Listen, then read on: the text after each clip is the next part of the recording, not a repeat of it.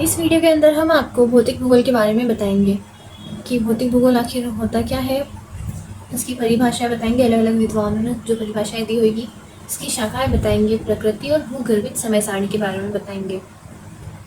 अगर आप ये वीडियो पूरी देखते हैं तो आपको भौतिक भूगोल के बारे में सब कुछ अच्छे से समझ में आ जाएगा कि भौतिक भूगोल है क्या, इसमें क्या क्या पढ़ा जाता है, ये सब। तो शुरू करते हैं। तो भौतिक भूगोल है जो दो शब्दों से बना है, भौतिक और भूगोल। भौतिक का अर्थ क्या होता है? तो ना सीधे सरल शब्दों में कहा जाए तो भौतिक का मतलब होता है जिसे हम छू सकते हैं, देख सकते हैं, वह सभी चीज़ें भौतिक होती है। जैसे कि जो चीज़ें असल दुनिया में मौजूद हों और जिनका एक रूप या आकार हो, वो होता है भौतिक। और भूगोल, भूगोल आप पढ़ते ही आ रहे हो शुरू से। भूगोल मतलब जियोग्राफी। जियो का मतलब क्या होता है? पृथ्वी। जियो का मतलब होता है पृथ्वी, और ग्राफोस, ग्राफोस का मतलब होता है वर्णन। तो जियोग्राफी मतलब जिसमें पृथ्वी का वर्णन किया जाता है उसे जियोग्राफी कहते हैं, और जिसका हिंदी में अनुवाद है भूगोल। मतलब भूगोल में हम पृथ्वी के बारे में पढ़ते हैं। तो भौतिक भूगोल में हम वो सब पढ़ते हैं जो पृथ्वी के बारे में बताते हैं, जो भौतिक चीज़ों से जुड़ी हुई होती है, हम आसपास की चीज़ें होती है, पृथ्वी के बारे में, अंतरिक्ष के बारे में, जो सब वास्तव में है, जिसे हम महसूस कर सकते हैं, छू सकते हैं, जिनका रूप और आकार होता है, उन सब के बारे में पढ़ते हैं। अब आगे देखते हैं। यहाँ पे भौतिक भूगोल के बारे में बता रखा है। उसकी भूमिका क्या है? भूगोल की आधारभूत शाखा है। भौतिक भूगोल भूगोल की आधारभूत शाखा है। इसका मतलब क्या है कि जैसे ना हम पढ़ते हैं साइंस, साइंस में पढ़ते हैं हम, साइंस में अलग अलग सब्जेक्ट होते हैं, जैसे हो गया फिजिक्स, केमिस्ट्री, बायो, मैथमेटिक्स। तो ये सब साइंस की शाखाएं हैं। वैसे भौतिक भूगोल है ना, वो भूगोल की एक शाखा है। पृथ्वी तत्व का अध्ययन करते हैं इसमें क्या करते हैं? पृथ्वी के बारे में पढ़ते हैं, जैसा मैंने आपको बताया था अभी कि भौतिक भूगोल में पृथ्वी के तत्वों का अध्ययन करते हैं। मानव तथा जैव जगत को भी शामिल किया गया है इसमें। तो भौतिक भूगोल में पहले क्या था कि सिर्फ पृथ्वी के बारे में बताते थे, पर अब मानव और जैव जगत को भी शामिल किया गया है। क्यों? क्योंकि इसमें मानव पृथ्वी पर ही निर्भर करते हैं। पृथ्वी जो है मानव के अकॉर्डिंग काम करती है और मानव भी पृथ्वी के अकॉर्डिंग कार्य करते हैं, मतलब एक दूसरे पर निर्भर है। इसलिए इसमें मानव और जीव जगत को भी शामिल किया गया है। पृथ्वी की भौतिक परिस्थितियों का अध्ययन है ये। जैसा मैं बताया था, भौतिक मतलब जो जिसका आकार हो, जिसे हम छू सकते हो, महसूस कर सकते हो, उसे भौतिक कहते हैं। तो पृथ्वी की जो भी ना भौतिक चीज़ें ना परिस्थिति है, उनका अध्ययन करता है ये। अब आगे बढ़ते हैं। यहाँ पे भौतिक भूगोल की दो परिभाषाएं दे रखी है अलग अलग विद्वानों द्वारा। तो लोबेक के अनुसार भौतिक भूगोल की क्या परिभाषा है? भौतिक पर्यावरण का अध्ययन ही भौतिक भूगोल है। मतलब यही है कि भौतिक पर्यावरण, हम पर्यावरण का अध्ययन करते हैं, जिसे मतलब छू सकते, देख सकते हैं, जो है ना वास्तव में जो चीज़ है, उसका अध्ययन ही भौतिक भूगोल है। अब हम पढ़ेंगे इमैनुअल कांट के अनुसार। तो इमैनुअल कांट के अनुसार भौतिक भूगोल पृथ्वी के ज्ञान का प्रथम भाग है। यह वास्तव में सारभूत, यहाँ समस्त लिखा हुआ है, गलत लिखा है, यहाँ पे सारभूत आएगा।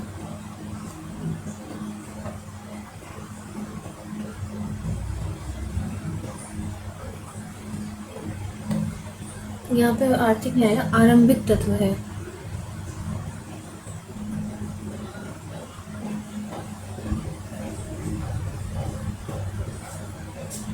आरंभिक तत्व है। तो भौतिक भूगोल क्या है? विश्व के ज्ञान का प्रथम भाग है। ये वास्तव में सारभूत आरंभिक तत्व है। अब आगे बढ़ने से पहले, अगर आप बोर्ड क्लास में हो और बोर्ड एग्ज़ाम्स की तैयारी कर रहे हो, तो हमने आपके लिए एक बहुत ही शानदार चीज़ तैयार की है। हमने एक एक्सपर्ट टीचर से आपके प्रीमियम कंटेंट तैयार करवाया है। अगर आपको बोर्ड में 90% से ऊपर लाने हैं तो हमने ये प्रीमियम कंटेंट खास आपके लिए तैयार करवाया है। इसमें आपको मिलेगा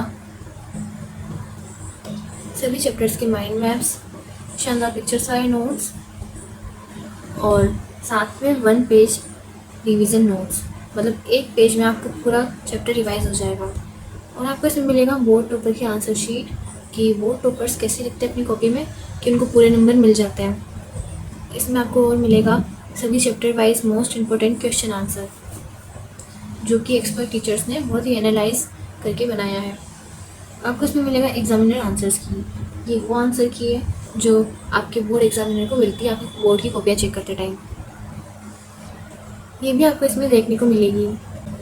ये सब प्रीमियम कंटेंट एक्सपर्ट टीचर्स ने बनाया है, इसलिए हमने इसको पेड रखा है। हमने पहले इसे 299 में रखा था, पर फिर हमने इसको बिल्कुल मिनिमम प्राइस करके 149 में कर दिया है। सिर्फ 149 में आपको ये शानदार कंटेंट मिलेगा, जिससे आपके बोर्ड एग्ज़ाम में 90% आने के चांस हैं। तो ये सब प्रीमियम कंटेंट आपको मिलेगा टेलीग्राम, प्राइवेट टेलीग्राम पर। तो आपको क्या करना है कि दिए हुए नंबर पर 6350459046 पर आपको मैसेज करना है। टेलीग्राम आपकी क्लास, सब्जेक्ट, जिसमें सब्जेक्ट आपको चाहिए, तो है ना, हम आपको फिर स्कैनर देंगे, आपको पेमेंट करके हमारे टेलीग्राम चैनल पर जोड़ दिया जाएगा। वहाँ पे आपको ये सब प्रीमियम कंटेंट मिल जाएगा। तो अब आगे पढ़ते हैं हम। भौतिक भूगोल की शाखाएं। जिस तरह जैसे किसी पेड़ की शाखा होती है, अलग अलग शाखाएं होती है, वैसे ही भौतिक भूगोल जो है उसको भी अलग अलग शाखाओं में बांटा गया है। मतलब कि इसको ऐसा क्यों बांटा है, ताकि हम प्रकृति की अलग अलग चीज़ों को और गहराई से समझ सकें, इसलिए भौतिक भूगोल को अलग अलग शाखाओं में बांटा गया है। तो भौतिक भूगोल को 4 शाखाओं में बांटा है। इसकी 4 शाखाएं हैं। पहला है भू आकृति विज्ञान। इसमें क्या होता है कि पृथ्वी की जो सतह पर मौजूद अलग अलग चीज़ें होती हैं, आकृति, बनावट, इनका अध्ययन किया जाता है।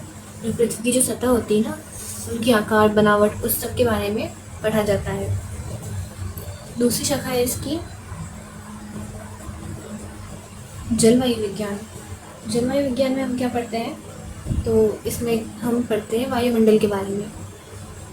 ये वायुमंडल से जुड़ा हुआ होता है, और मतलब सरल शब्दों में हम बोले तो इसमें हम मौसम, तापमान, हवाएं, बारिश, इन सब के बारे में हम पढ़ते हैं। जलवायु विज्ञान में क्या आता है, जलवायु से जुड़ी हुई चीज़ें, जैसे मौसम हो गया, तापमान हो गया, ये सब हम इसमें पढ़ते हैं। भौतिक भूगोल की अगली शाखा है समुद्र विज्ञान। तो इसके अंदर हम क्या पढ़ते हैं, इसके अंदर हम पढ़ते हैं महासागरों से जुड़ी हुई चीज़ें, और इसमें हम पढ़ते हैं महासागरों की गहराई, समुद्र धाराएं, लहरें, खारापन, समुद्र के अंदर के जीव और वनस्पति, इन सब के बारे में हम पढ़ते हैं समुद्र विज्ञान में। और भौतिक भूगोल की आखिरी जो शाखा है वो है जैव भूगोल। जैव भूगोल मतलब कि यह वह जगत है जहाँ भौतिक भूगोल और पर्यावरण आपस में मिलते हैं। भौतिक भूगोल और पर्यावरण, मतलब सरल शब्दों में हम कहें तो इसमें हम पढ़ते हैं कि पृथ्वी पर पेड़, पौधे और जीव जंतु कहाँ और क्यों पाए जाते हैं, और उनका अपने आसपास के वातावरण से क्या संबंध है। मतलब जो पेड़, पौधे और जीव जंतु है, उनका आसपास के वातावरण से क्या संबंध है, वह भौतिक रूप से मतलब पृथ्वी पर कैसे निर्भर है, जीव जंतु, वनस्पति, ये सब। तो हम ये सब पढ़ते हैं इसके अंदर। और इसमें साथ में मृदा भूगोल भी आता है। जैव भूगोल में मृदा भूगोल भी शामिल किया जाता है, जिसमें हम मृदा के बारे में पढ़ते हैं और कृषि वगैरह के बारे में पढ़ते हैं। कौन सी मृदा कहाँ पाई जाती है और कौन सी किस कृषि के लिए उपयुक्त होती है, ये सब हम इसमें पढ़ते हैं। तो ये थी भौतिक भूगोल की शाखा है। अब हम पढ़ेंगे भौतिक भूगोल की प्रकृति, कि भौतिक भूगोल का नेचर कैसा है, इसकी प्रकृति कैसी है। तो भौतिक भूगोल जो है समाकलन का विज्ञान है। तो इसको हम एक उदाहरण से समझेंगे। जैसे हम चाय बनाते हैं तो उसमें क्या क्या डालते हैं, दूध डालते हैं, शक्कर, चाय पत्ती, पानी, ये सब डाल के फिर उसको मिला के बनाते हैं चाय। उसी तरह से जो भौतिक भूगोल है उसमें हम खाली मतलब जंगल का उदाहरण लेते हैं कि खाली जंगल के बारे में ही नहीं पढ़ते हैं, हम उसके अंदर भी पढ़ते हैं।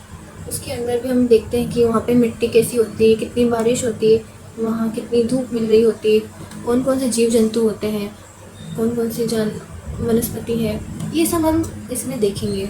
मतलब कि सिर्फ ना एक ही चीज़ पे फोकस नहीं करते, हम इसको गहराई से पढ़ते हैं, इसलिए इसको समाकलन का विज्ञान कहा गया है। इसमें हम एक एक चीज़ों के बारे में अच्छे से पढ़ते हैं। और दूसरा है अंतर्निर्भरता का विज्ञान है। जो भौतिक भूगोल है वो अंतर्निर्भरता का विज्ञान है। इसको भी हम एक उदाहरण समझेंगे। जैसे कि कहीं पर बारिश नहीं हुई है तो वहाँ पे अच्छी फसल नहीं उगेगी, और अच्छी फसल नहीं उगेगी तो महंगाई बढ़ेगी। तो ये मतलब हर चीज़ है ना एक दूसरे पर निर्भर करती है, इसलिए इसको अंतर्निर्भरता का विज्ञान कहा गया है। अगर जैसे कि यहाँ पानी की कमी होगी तो पेड़ पौधे सूख जाएंगे, सूखा पड़ जाएगा। तो मतलब एक दूसरे मतलब बहुत ज़्यादा बारिश भी होगी तो भी ना लोगों का जीवन बदल जाएगा। तो सब एक दूसरे पर निर्भर करता है, तो इसलिए ये अंतर्निर्भरता का विज्ञान है। अब तीसरा है संश्लेषणात्मक विज्ञान। जैसे हम बीमार हो जाते हैं तो डॉक्टर अलग अलग टेस्ट करते हैं, ब्लड टेस्ट करते हैं, एक्सरे करते हैं, अलग अलग टेस्ट करके फिर बताते हैं कि हमें कौन सी बीमारी है। उसी तरह से जो भूगोलवेत्ता होते हैं वो हवा की नमी और दबाव, बादलों की दिशा, ये सब ना अलग अलग चीज़ें देखकर बताते हैं कि कल बारिश होगी कि नहीं होगी, कल यहाँ पर बारिश होगी या नहीं होगी, ये सब बताते हैं। इसलिए इसको संश्लेषणात्मक विज्ञान भी कहते हैं। चौथा है स्थानीय वितरण का अध्ययन। जैसे सर्दियों में हमें बाज़ार में ऊनी कपड़े और मूंगफलियाँ दिखती है और गर्मियों में हमें सूती कपड़े और तरबूज देखने को मिलते हैं बाज़ार में। तो सब जगह ना जगह और माहौल के हिसाब से चीज़ें बदलती है। तो उसी तरह से ऊँट सिर्फ रेगिस्तान में क्यों मिलते हैं, कश्मीर में क्यों नहीं, और सेब कश्मीर में ही क्यों मिलते हैं, जैसलमेर में क्यों नहीं, ये सब मतलब इसमें पढ़ा जाता है। इन सब चीज़ों के बारे में पढ़ा जाता है कि कहाँ पर किस प्रकार की चीज़ें मिलती है। स्थानीय वितरण का अध्ययन किया जाता है और ये क्षेत्रीय विभिन्नताओं का अध्ययन भी करता है। मतलब कि अगर आप कश्मीर जाएंगे तो वहाँ पे सिर्फ आपको बर्फ़ मिलेगी, मुंबई जाएंगे वहाँ पे आपको समंदर मिलेगा, राजस्थान में पश्चिमी हिस्से में आएंगे तो वहाँ पे आपको रेत के टीले मिलेंगे। तो भौतिक भूगोल भी इसी बात का अध्ययन करता है कि एक ही देश है, एक ही पृथ्वी पर अलग अलग जगहों पे इतना अंतर क्यों है। तो ये सब इसमें पढ़ा जाता है। आगे है गत्यात्मक अध्ययन। जैसे आपका बढ़ता हुआ कद, जैसे बचपन में आपकी जो लंबाई थी वो आज नहीं है, आप लगातार बदल रहे हो। वैसे ही नदियाँ कभी एक रास्ते पर नहीं बहती है और समय के साथ अपना रास्ता बदलती रहती है। आज यहाँ हिमालय पहाड़ है, करोड़ों साल पहले वहाँ पर टेथिस नाम का समंदर हुआ करता था। तो मतलब प्रकृति में कुछ भी थमा हुआ नहीं है, सब गतिशील है, इसलिए इसमें गत्यात्मक अध्ययन भी किया जाता है। अब आगे पढ़ते हैं भूगर्भित समय सारणी। तो भूगर्भित समय सारणी क्या होती है, मतलब ये ना पृथ्वी को ना पृथ्वी ब्रह्मांड इनको अलग अलग समय में बांटा गया है कि करोड़ों वर्ष पहले क्या क्या था यहाँ पर, उसके बाद क्या आया, फिर उसके बाद पृथ्वी कैसे हुई, तारों की उत्पत्ति कैसे हुई, पृथ्वी की उत्पत्ति कैसे हुई, ये सब हम इसमें देखते हैं। तो हम इसको पढ़ने से पहले हम पढ़ेंगे कि पृथ्वी जो है वो कितनी पुरानी है, पृथ्वी की आयु क्या है। तो पृथ्वी की जो आयु है जो लगभग 4600 मिलियन वर्ष मानी गई है। पृथ्वी की आयु 4600 मिलियन वर्ष, मतलब कि 460 करोड़ वर्ष पहले की मानी गई है कि पृथ्वी इतनी पुरानी थी। उसी तरह ब्रह्मांड की आयु क्या मानी गई है, जो भूवैज्ञानिकों ने इसकी आयु निकाली है 13,700 मिलियन वर्ष।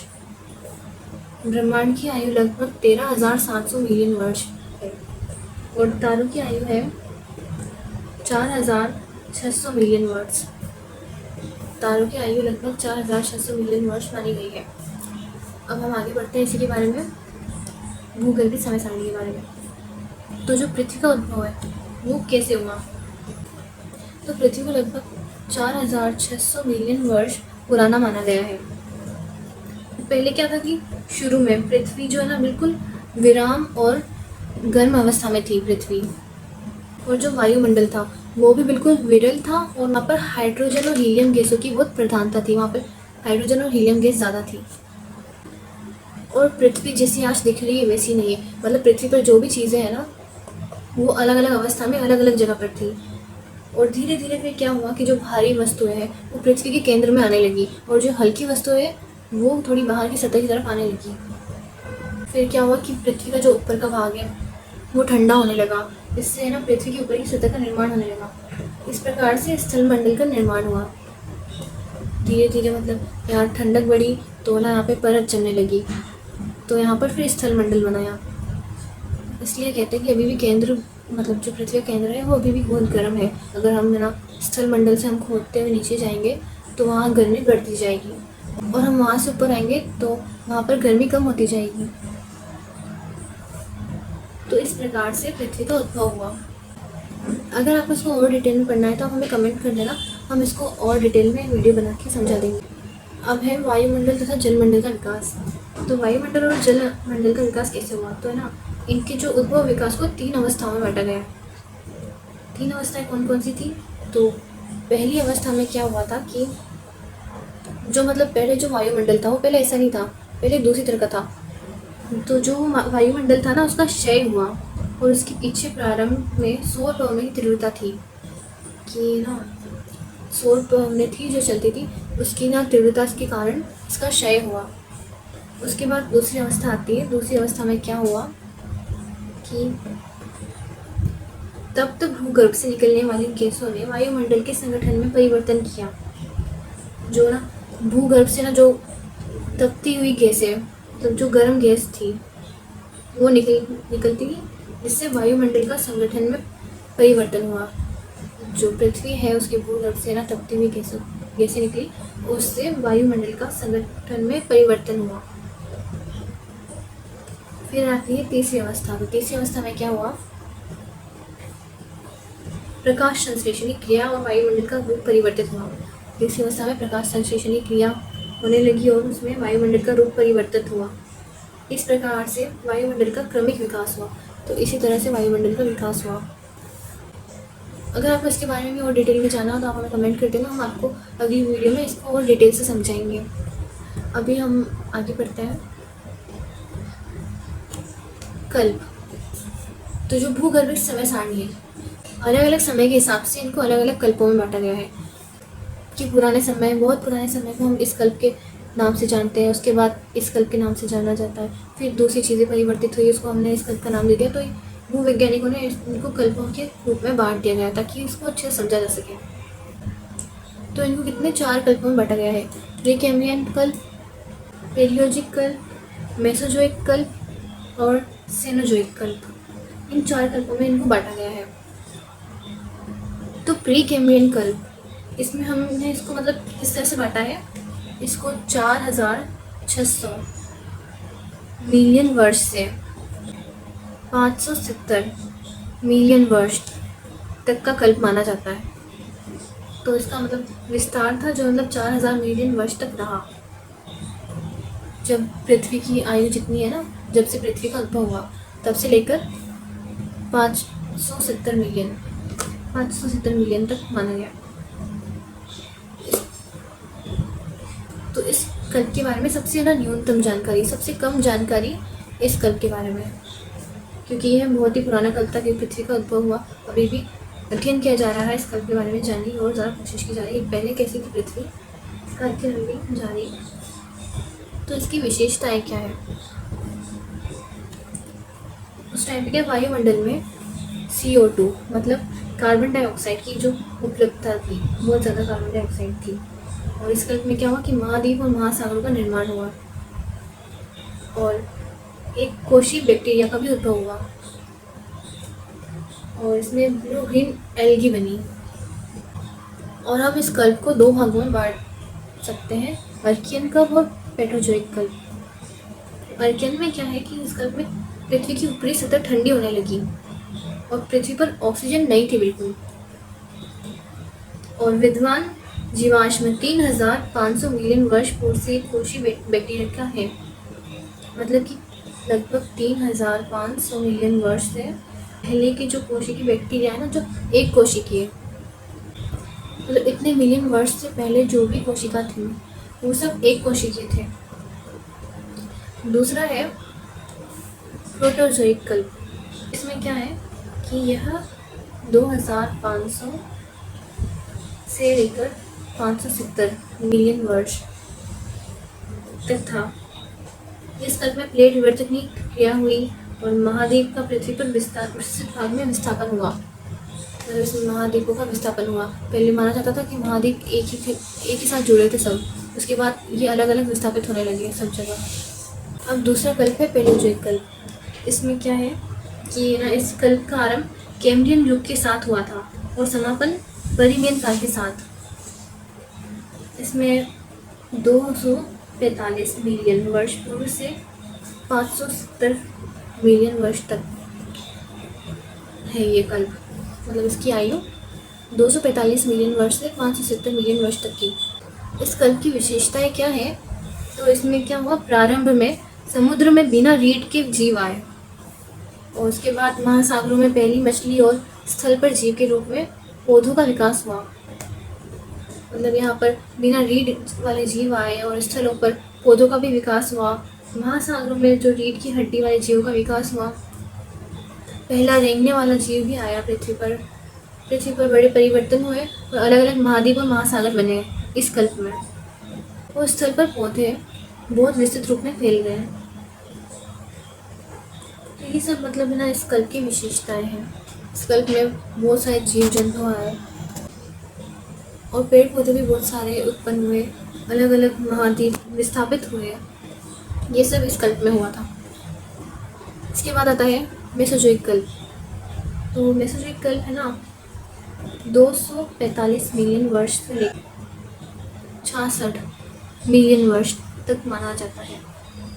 तो है ना इसमें क्या हुआ, मेंढक और कुछ कछुए का उदय हुआ। मेंढक आए, कछुए आए।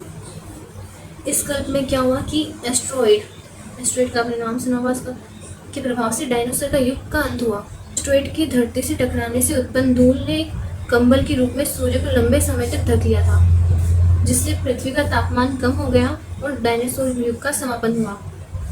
तो ना इसमें इसने सूरज को ढक लिया था, इसलिए यहाँ बहुत कम तापमान हो गया था। इसलिए फिर से ना ये हिम युग के आने का कारण बना। इसमें फिर से समुद्र जीवों के पारिस्थितिकी तंत्र के स्थापित होने में बहुत समय लगा। तो इस कल्प में ये सब हुआ था। अब अगला है सेनोजोइक कल्प। तो इस कल्प को है ना स्तनधारियों की प्रकृति का युग भी कहा जाता है। इसी कल्प में जो पृथ्वी पर जैव विविधता उत्पन्न हुई, बहुत सारे अलग अलग जीव उत्पन्न हुए। विशाल स्तनधारियों के अंत के साथ छोटे छोटे स्तनधारियों की विभिन्न जातियों का विकास हुआ। मतलब बड़े बड़े जानवरों का अंत हुआ और छोटे छोटे जीवों का उदय हुआ। इस कल्प को भी मतलब 2 भागों में बांटा गया है। पहला है टर्शियरी, यहाँ पर गलत लिखा हुआ है, इसमें है टर्शियरी। और दूसरा है क्वार्टरनरी काल। पहला है टर्शियरी काल और दूसरा है क्वार्टरनरी काल। तो टर्शियरी काल में क्या हुआ था, तो ये युग मतलब 66 मिलियन वर्ष पहले 2.6 मिलियन वर्ष तक रहा। इस युग में क्या हुआ कि उष्ण प्रदेश में घने वनों का विकास हुआ। जो भी घन प्रदेश है वहाँ पर बहुत सारे पेड़ पौधे उगे, वहाँ पर बहुत ज़्यादा जंगल, घने घने जंगल बन गए। और इसमें क्या हुआ कि फूलों वाले पौधे आए। तो इसमें क्या हुआ, इसमें जलवायु ठंडी हुई। और माना जाता है कि आज का जो मानव है, उनके जो पूर्वज है, जो इसी युग से हैं, इसी युग में आए थे। अब दूसरा है क्वार्टरनरी काल, 2.6 मिलियन वर्ष। 2.6 मिलियन वर्ष पहले से अभी तक का जो काल, उसे क्वार्टरनरी काल कहा जाता है। इस काल में भूगर्भिक हलचलों में कमी हुई और पृथ्वी के तापमान में भी कमी हुई। इस काल में पिलसोनियस हिम युग आया और आधुनिक मानव 1000 वर्ष पूर्व आया। तो आपको हमने इस वीडियो में भौतिक भूगोल के बारे में बताया। अगर आपको कुछ समझ में नहीं आया है तो आप कमेंट में पूछ सकते हैं।